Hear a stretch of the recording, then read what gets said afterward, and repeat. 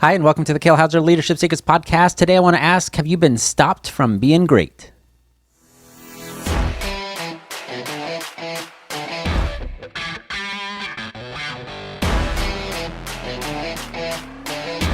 Hello, everybody, and welcome back to the Kale Houser Leadership Secrets podcast. My name is Kale Houser. Thank you for joining me today. Hey, I wanted to relate a story to you because upon reflection, and I haven't thought about this story for a really long time, but as it was brought to my mind by whatever event or thing or synapse happened to access this little particular vault of my memory, it kind of dawned on me and it connected a dot that it was such a pivotal event in my life, in my young life at the time, that really affected and changed the trajectory of my life and my attitude and my outlook on pretty much everything from that point forward. And I remember the event like it was yesterday, now that I'm thinking about it, right? I've got such a vivid picture of the event and the surroundings and everything. I do not necessarily remember the date or the people involved other than kind of generally and conceptually. But so I was sitting in class, and I want to say it was like fifth grade, like early, probably fifth, maybe sixth grade. No, I think probably fifth grade because I think it was still elementary school. And I remember our teacher asking, and I don't remember what brought this up or what we were learning about that the teacher brought this up, but she asked, what year is it that is the sweet X birthday? And I remember raising my hand, because up to that point, I think, I was a fairly good student. I was involved and answered questions and all that kind of stuff. I was certainly never an outgoing child by any stretch of the imagination. I was fairly reserved and observant, as we've discussed many times. But I remember shooting my hand up, and as fate or destiny or whatever you want to call it would have it, the teacher calls on me, "Yes, Kale, what is your answer?" And I go, "Sweet 14." With all the confidence of a moronic fifth or fourth grader has with any given answer that has popped into their brain that they don't know to be wrong and they think fully is the absolutely correct answer. Because it wasn't a guess on my part. It was like I knew what this answer was, right? Have you ever been in that type of moment where you're sure, you know it, boom, you raise your hand, you blurt out the answer, and then come to find out, lo and behold, all of your confidence was misplaced. Not that your confidence was misplaced, the information that you had was incorrect. And thus the confidence was not appropriate for your level of knowledge. And this was me, right? Because obviously the answer is sweet 16. That is what it is, for most of the young ladies that go through that phase of their life. They have their sweet 16 party and blah, blah, blah, blah. I don't know. I was never invited to one or experienced one myself. But young Kale Houser in the middle of this classroom, blurts out, "Sweet 14." And of course, people, especially the girls in the class, chuckled because every girl knew that it was sweet 16. I don't know why the teacher would have called on me in the first place for something that is obviously more young lady and young girl leaning in the sort of question and answer. But like I said, fate, destiny, whatever you want to call it, she did, and I was incorrect. And people laughed at me. The teacher, well, I don't remember her specifically because it was a female teacher that I had, which leads me to believe I want to say it was fifth grade. Didn't, overtly laugh at me, but I was absolutely kind of dismissed as being obviously wrong. Like, okay, why did you raise your hand, you dolt?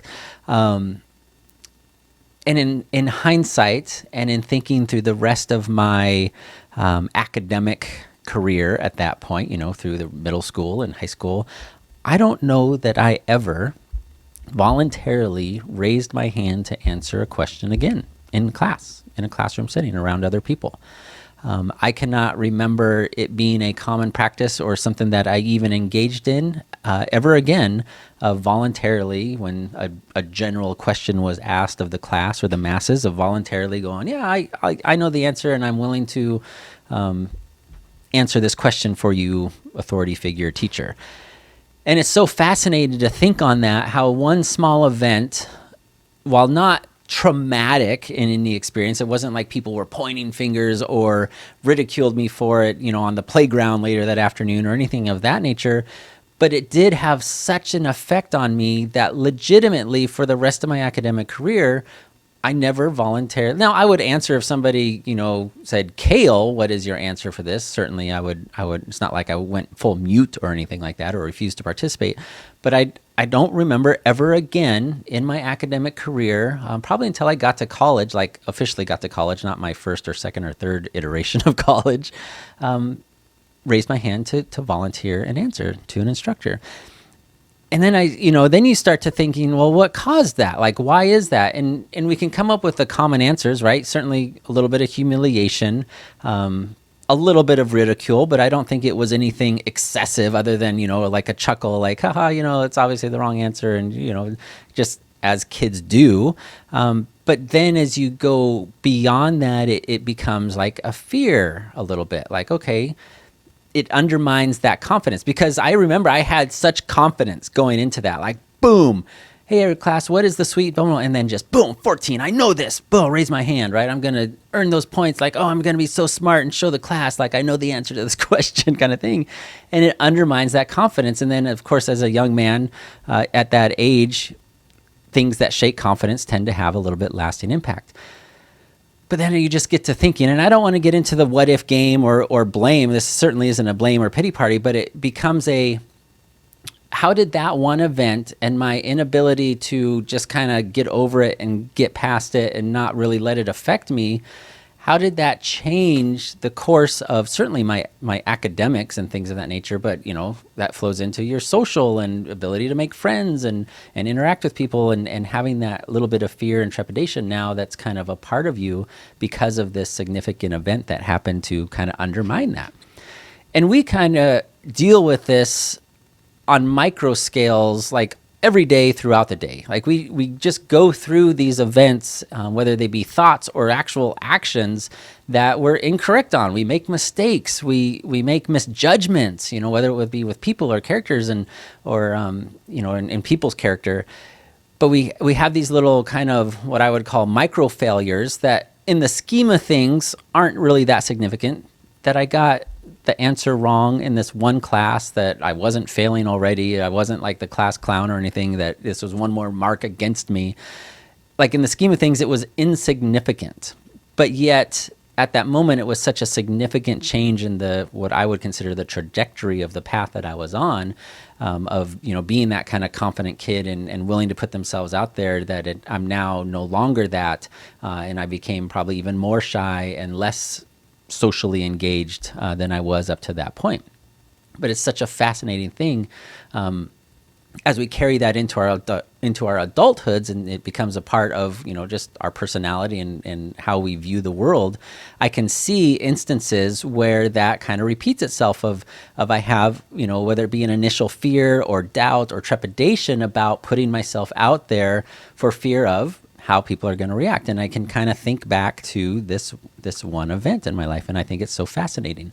But I wanted to kind of get you, of course, as most often I do, I ask you, have there been events in your life, whether significant, like, and I'm not talking about like legitimate trauma, you've had some absolutely horrendous trauma has happened to you that certainly, caused a very different pathway than what you're on. But have there been events that maybe weren't necessarily as traumatic, but no less significant in how you've handled them and the result of that event?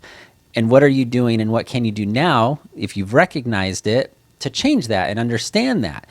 Because there are certainly some people that will, and most of them are psychologists that have written papers on this, because that's what they have to do for their dissertations and to get their medical degrees and whatnot, that they will try to convince you that, nope, that's just who you are.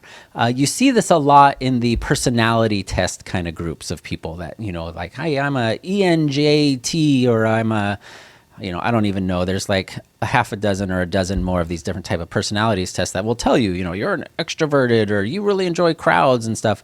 And while to a degree that's true, a lot of these psychologists will move this into an excuse kind of a level. And I'm going to have a podcast about this because I think it's such a fascinating subject, but they will use these tests and that, nope, that is who you are. You are an introvert. You will never be, able to communicate with people. And they use it as an excuse for their behavior, even though that situation or a need may dictate like, yeah, okay, I get it. You don't necessarily enjoy being in large crowds, but because of this event, or you want something on the other side of going to this large crowd or presenting, or, whatever that is, that's in contrast with what your personality test says you are.